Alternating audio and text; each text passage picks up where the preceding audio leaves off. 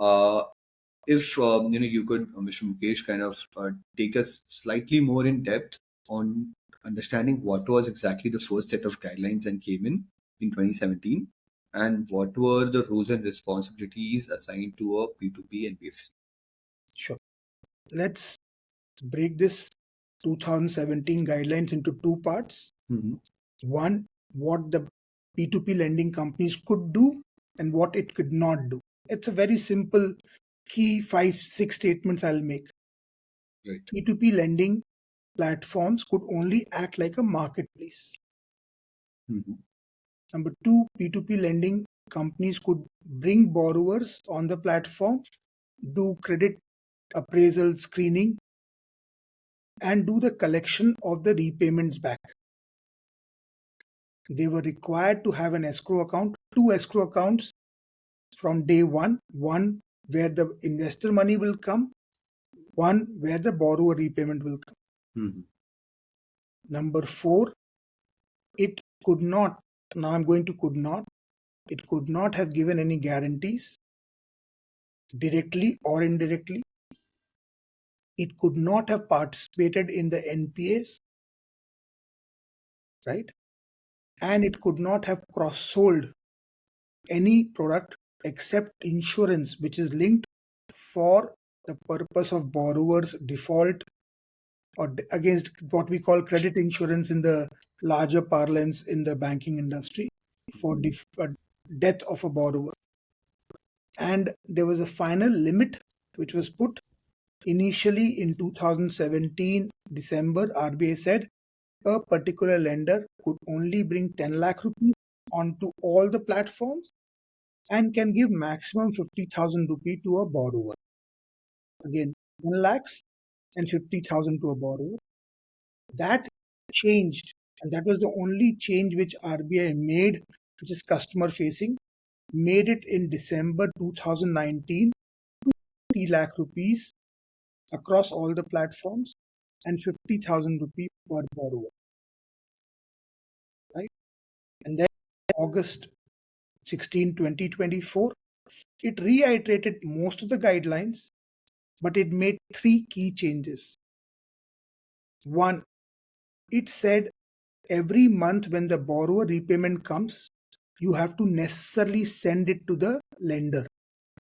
Earlier, it was silent in the guideline, and silence, and it's not silence. I'll bring some points out. We used to take that money and get it reinvested. Let's take Vikram as a lender on the platform. Vikram gave 25 lakh rupees to invest across various loans. And every month, let's assume we are collecting 1 lakh rupee for Vikram. Prior to August 2024, platforms would use that 1 lakh rupee and reinvest the money into new borrowers if Vikram wanted to. If Vikram wanted to, that's very important point to know.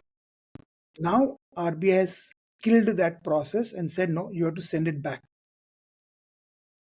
Number two, RBI has said the interest completely has to be shown to Vikram as a lender. So let's assume again, Shreyas, you are the borrower.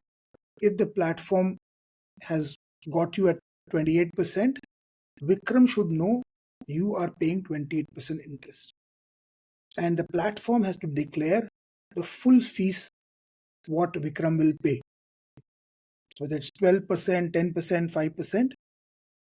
That platform has to declare to Vikram upfront. And the third, more operational thing which RBI has done, and that's come out from the I think making the industry very difficult, is RBI has stopped auto invest, where now Vikram has to choose 25 lakh investment one by one himself. That's called manual investing. That has a root. There were two kind of platform practices. One, where platform asked Vikram, hey Vikram, what do you want to do with your money? You want to invest 500 rupee per loan, or 1,000 rupee a loan, or 5,000 rupee a loan? Vikram gave that instruction to the platform. Two platforms showed him saying, this kind of a profile of borrower, do you want to invest in this or you want to invest in this kind of profile? So in a way, the lender himself chose the profile and the system ran for him, because for him in P2P lending, the key thing is about diversification. And True. for Vikram to do that in his busy schedule every day is very difficult. But some platforms were not taking that instruction. They were taking only one instruction from Vikram. How many months do you want to give the money to us? Right. 3 months, 6 months, 9 months. So they were taking the NPS on their platform and they were taking the asset liability mismatches. Now, RBI, in its own wisdom today, said, I'll just kill the auto invest process such that Vikram has to now log in and choose every ball. So that's the change which has happened.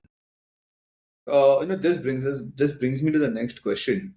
Is it what exactly are the new guidelines? What has changed, and what are the new prescriptions that needs to be followed if one needs to be in the business? So I'll take a stab from a customer point of view. Okay. Let's assume Shreyas and Vikram, you are the two new customer wanting to join today on the platform, any platform. Mm-hmm. And each of you want to invest 50 lakh rupees. Right. So up to 50 lakh, you can invest across all P2P platform that was there. It is still there. You have to get a CA certificate. You have to do online onboarding and do your KYC, which was there earlier also, even now. Mm-hmm. Now the platform has to show you all the lenders which and the interest rate there which they are charging and what their fees is, and you will have to select those loans manually. Let's assume for 50 lakh rupees you require to diversify across 5,000 borrowers. You have to do this manually currently. Mm-hmm. Earlier, what Vikram talked about, there was certain innovation which is Auto good, invest. where you could take the instruction from the lender and do it through machine. And there were certain platforms who were just doing it themselves. Mm-hmm. So now, because that has been changed, you have to manually select. Now, let's assume the platform does not have that many loans where you can participate. With 1,000 rupee, also 5,000 borrowers have to be brought in one day's time to you, right? If you don't do, the platform cannot invest that money. It has to send it back to you. Mm-hmm. So you invested only 10 lakh in one day. Vikram also invested 8 lakh rupee. I have to send 42 lakh rupee back to the, I means the platform, and you will get 40 lakh rupee back from the platform. Now you will suddenly start as a consumer, what happened? I gave you 50, why you send me back? We'll say this is the new RBI guideline. If you want to invest, please send it again. Mm-hmm. This is for the investment process. So you have to choose manually. Platform cannot keep the money more than T plus 1 day. So it becomes challenging. So cost of acquisition of a customer or a lender will go up, and lender will find it very difficult to give a large sum of money at one go. Mm-hmm. Now you've invested your 10 lakh rupee. Vikram has invested 8 lakh rupees. Each of your portfolio is mapped to you on day one. Mm-hmm. Next month, the repayment starts. Right. Now you have 1,000 borrowers. Vikram has 800 borrowers. The platform starts collecting. Not every borrower will pay on the same day. True. Some will pay on first, some will pay on second, some will pay on fifth, some will pay on 10th, some may even pay until 30th. Mm-hmm. Now, each of these payment collected by the platform has to be sent back to Shreyas and Vikram again on T plus 1 day. So let's assume I collected on again, let's assume it's all happening on January 1st. I will collect 200 rupees for you and 100 rupees for Vikram. I have to send this back as a platform to you immediately in T plus 1 day. Understood. So now you will get every EMI back to your account. The platform cannot reinvest, or you cannot give the instruction to the platform to reinvest. Got it. So your capital, which you thought will come in one go, you've saved this money Mm-hmm. and you want this back in one go, right? At some point of time, whenever you need it. Now it'll come in trickles and drabs for you. And for the platform, it will increase the cost of operations. Because every time, even if I have to send 100 rupees, I may have to spend 3 rupees on IMPS. True. right? Just imagine I have to send 10 rupees back to Vikram on 30th because that's what I've collected. That means I will have to spend 3 rupees. That's 30% of your sudden cost increase, right? Right. So it creates a very bad experience. Consumer experience is now in the new guideline completely broken by three aspects. One, this T plus one. Two, you have to choose manually. Now, just imagine I have some doctors on my platform. Mhm. Some of them called me even yesterday and said, I'm, I don't even have time to breathe. I'm between, I do 3 operations or 4 operations a day. Then I have Right. patients. When do you expect me to do it? I said, this product is not for you anymore. I can't help you also, Makes sense. right? So a lot of people who are professional, they will not be able to use this product. Maybe people who have 10,000, 15,000 rupee want to try this product for some time because it will give them 26, 27% return before the fees, before the Mm. NPS. They will try for experimentation purpose.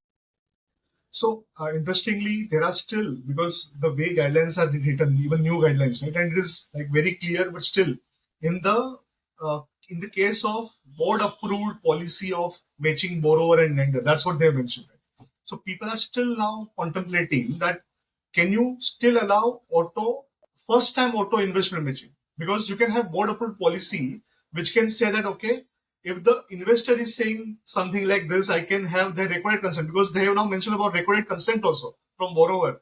Similar to that, you Right. can have lenders consent that okay, I am taking this consent. So people are Mm. still contemplating that can we have this matching policy, and first time matching we can still allow automatically, but reinvestment is not possible for sure. It is very clear.